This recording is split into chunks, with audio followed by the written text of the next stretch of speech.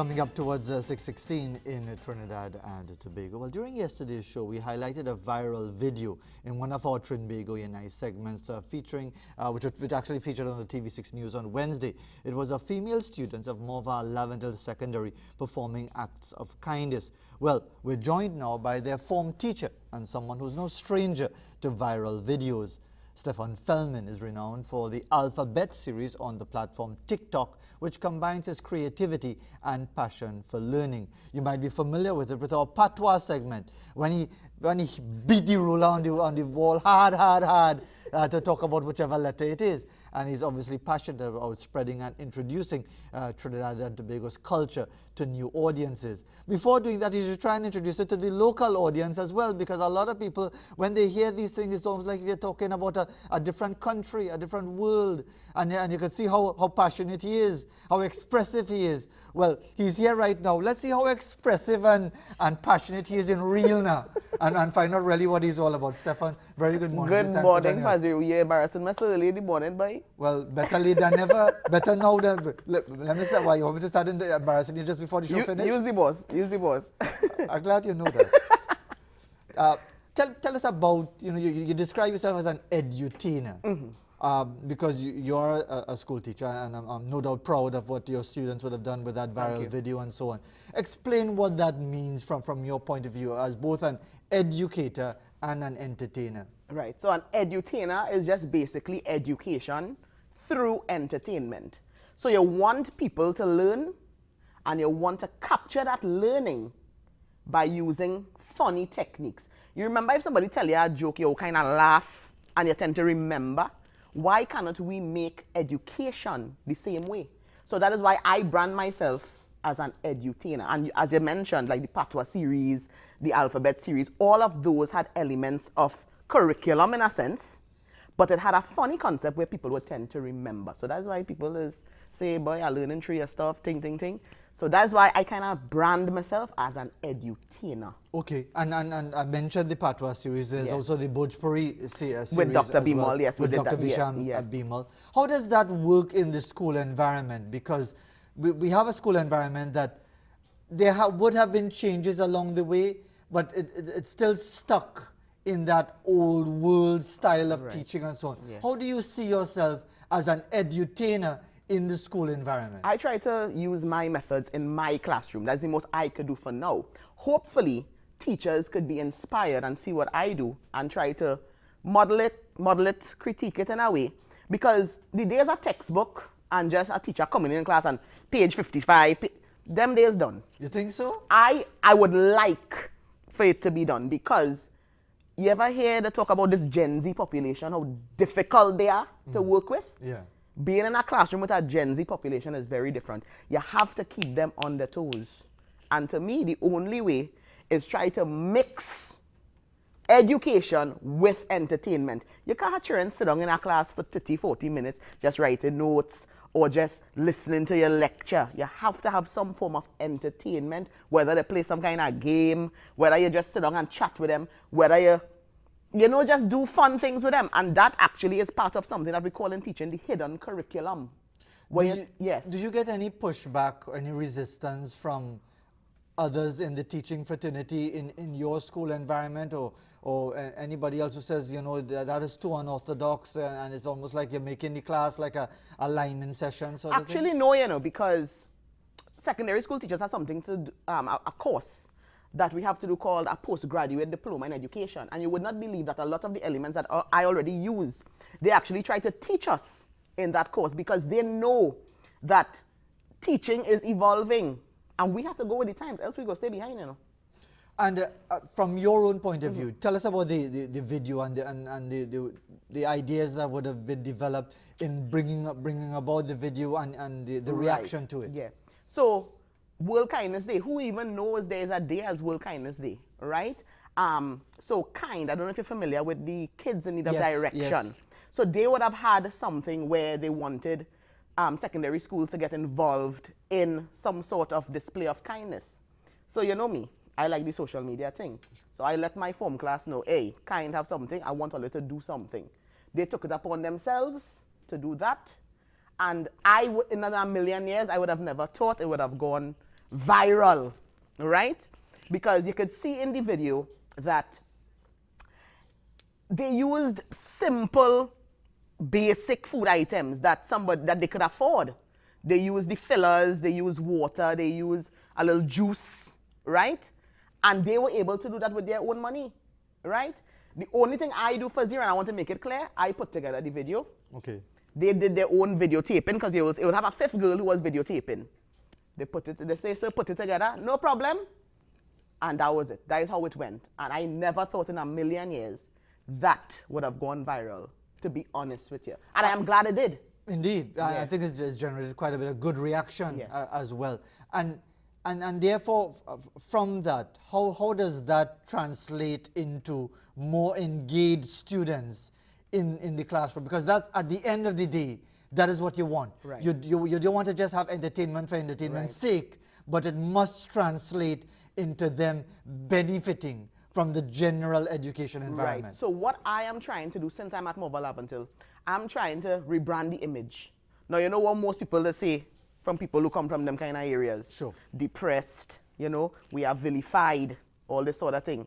So by me trying to rebrand on social media, I want to try to instill school pride and a pride in people living in that area to know, hey, this is goodness that is coming from the area. And once children see that this goodness could come from this particular school, a school that is not seen basically, I am pretty sure, Fazir, I don't have to do anything. It will just spread across the land. And as we're talking about your work as a teacher and educator and edutainer, as you describe it, all in the context as well on the eve of International Men's Day, we also find, and you could explain to me if this is a reality or not, that the males in the school environment are a dwindling minority. It's almost entirely dominated by females. No problem with that, because if women are working towards that direction, see themselves as educators, see it as a vocation, all power to them. But as a man, as a male in a school environment, how do you see your role in that regard, as we talk about in the context of men stepping up and making their contribution to a better society? First of all, I didn't even know about International Men's Day. It is not as famous as International Women's Day. Where is the press on it?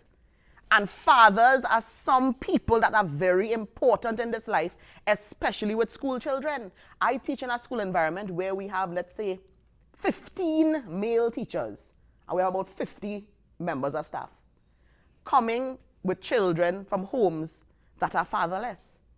That is the reality that we face, not only my school, several schools.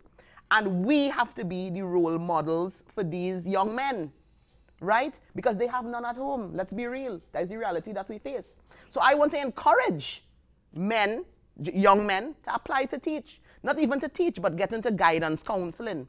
Get into some sort of a job where, you know, you could impact children. And I was reading something just now while I was waiting in the room, where we did some forum, and we have a pandemic right now with this COVID-19, but they say that we also have a pandemic of fatherlessness. And I was taking a read, and that is a serious, serious thing. So if the kids don't have fathers in their home, the teachers, as we are teachers, we have something called in loco parentis. We are the parent from 8 to Theta 2. So let's see how much we could do, especially as men in the system. Isn't that putting too much of a responsibility on male teachers in that regard? And indeed female teachers as well, because they probably have to do both roles in that sense. But also, the fact is that in many cases, it's already a stressful environment. It's a stressful environment as far as the compensation, and we know how that situation is going. But then on top of that, you are now expected to be the absent, the father. You have to take the place of the father who's not there. Isn't that asking too much? Fazir, if you want to teach, you're not coming in for the money. You have to be passionate about this thing. Let me be real. People don't come to you and say, hey, but I want to be a teacher, money good. No. You're coming in because you have a genuine care. And that is what we have to get Trinidad and Tobago to realize. That's what we have to get the world to realize. Teaching is a profession that you need to have that genuine care for students. You have to have that maternal or paternal, feelings. Because it's not like you're pushing paper by a desk, or you just reading something like you read the papers and you talk about wherever. You are molding people for the future. next 10 years, if you mold up this child, you're molding doctors, you're molding engineers, you're molding lawyers, but you don't know you're molding criminal too, you know. So let me say next 10 years now going down the road, that criminal bounce you up. Hey, sir, it's you. You can save your own life. You understand what I'm telling you? Yeah. That is the reality we're living in. So you have to be passionate about this thing, else don't go and apply for the people work for me, please. Is this something that you always wanted to do? Well, I always like to teach. Like when I was in secondary school, I always teaching. Like my friends are always on the board writing. So to me, it was destined. It was destined, to be honest with you, because I was on a board. And you see now I'm slapping board. Yes. So, it's destiny. And as far as that personality, is that just you, or is it that you have to turn up the volume a little bit for the audience? All the time I can't be so, but that is me.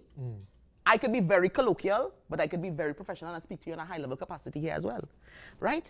But that is me. I am an extroverted person, and I like to meet people and talk and laugh. I like to learn. I am a teacher, but I like to learn. I like to learn from older people. I like to learn from them students. You know, students teach you plenty things, Fazir. Very much so. Watch now. The amount of things I learn going into different schools, because I visit schools, I tour schools, I learn a lot from them. So the best teacher is also the best student. I have to learn from the students. And as we talk about, you know, what is happening with society and the role of males in our society beyond the school environment, beyond the classroom, what is your own perspective as far as men doing their part in Trinidad and Tobago to create a better society? I want men to pull up their socks. I'm saying it plain and I'm saying it in big. Men need to pull up their socks for zero.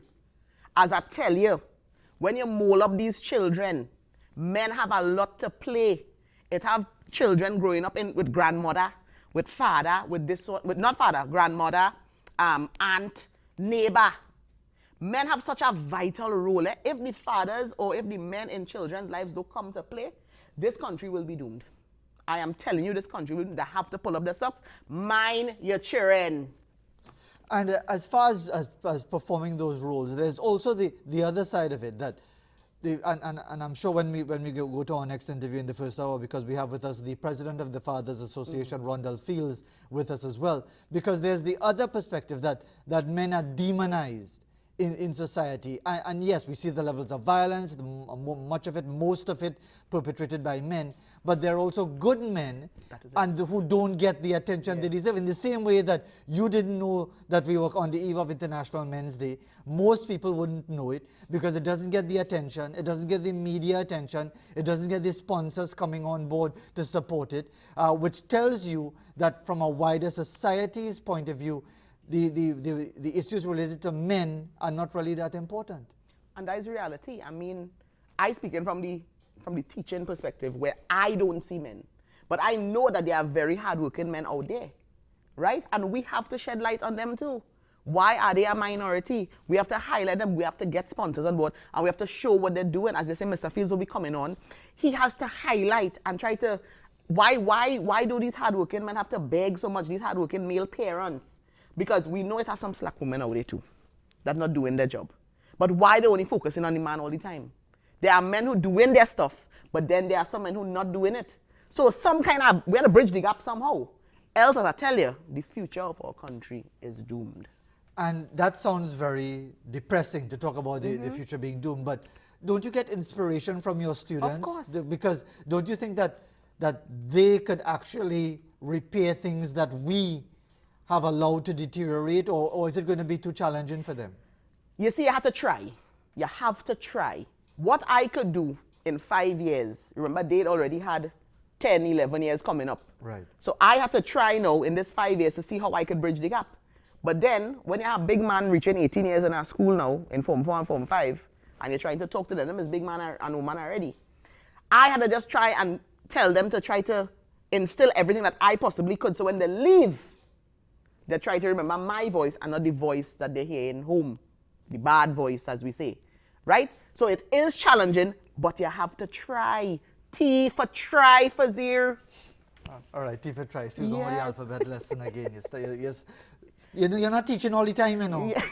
although I know as a teacher it's a vocation, so you're teaching 24/7 in that sense. But apart from the video, which I'm sure you would have gotten a really good feeling about, Tell me what would have been your, if you could remember it off the bat, your most inspirational moment, the time that maybe you took the greatest pride in being a teacher, whether it was a student, a former student, or something happened in a particular class, or some feedback that you got. Does something stand out in your mind as your happiest moment as a teacher? It mightn't be happy, but it was fulfilling. I was able to have a Form 1 student first year before I left the classroom be able to write his name. You hear what I'm telling you? A Form 1 secondary school child. Don't know the alphabet. Can't count from 1 to 10. And by the end of a term, letting that child write their name was something that will be etched in my brain for the rest of my life.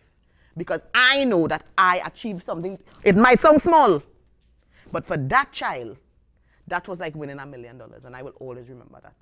And in essence, that's what being an educator is all about. Just lighting that fire, lighting that spark to really inspire people. And therefore, Stephon, we want to thank you this morning for taking the time. We know you're a busy man. You're always in demand all over the place. You have your teaching job to do, your day job as well. And you made the long journey to join us this morning. But just as your final words to Trinidad and Tobago, again, it might have been an event that has dawned on some people, International Men's Day, but it's something that many people have been trying to highlight more often. We've been doing it during the course of the week here as well on TV6. What is your final message to the men of the nation on the eve of International Men's Day? Well, first of all, I just want to say happy International Men's Day to all the hard-working men, fathers, cousins, neighbors, whoever, who are making a positive role in young people's lives or in positive generally. No happy International Men's Day to the wayward ones. They have to pull up their socks. Simple. Happy International Men's Day to the hard-working ones. But the rest of all you, pull up all your socks for me, please. Well, maybe we should tell them to pull up the pants first and then pull up the socks as well, which is always a different challenge as well. But it's coming out towards 6:34 in Trinidad and Tobago. Stephon, good to see you. Thanks very much for taking the time to be with us. And indeed, he is a larger-than-life personality in many, many ways, on screen, off screen, and indeed, I'm sure his students will give him some real picong when he bongs them up again, as you see him in full regalia. In those many videos that are all over the place. As we go to a break, here's the video that we're going to show you of our national birds, the scarlet ibis, captured at the Caroni River on an early morning. We're going to show you that now. Let's see if we could get it up for you. There we go. The national birds hiding away behind the mangroves there, probably because somebody's trying to hunt them down and eat them. Again, I don't understand it. Like, it's in this place, anything that moves, people want to eat it. But anyway, just leave them alone and enjoy the beauty if you can as we go to the break. Or when I buy the roti,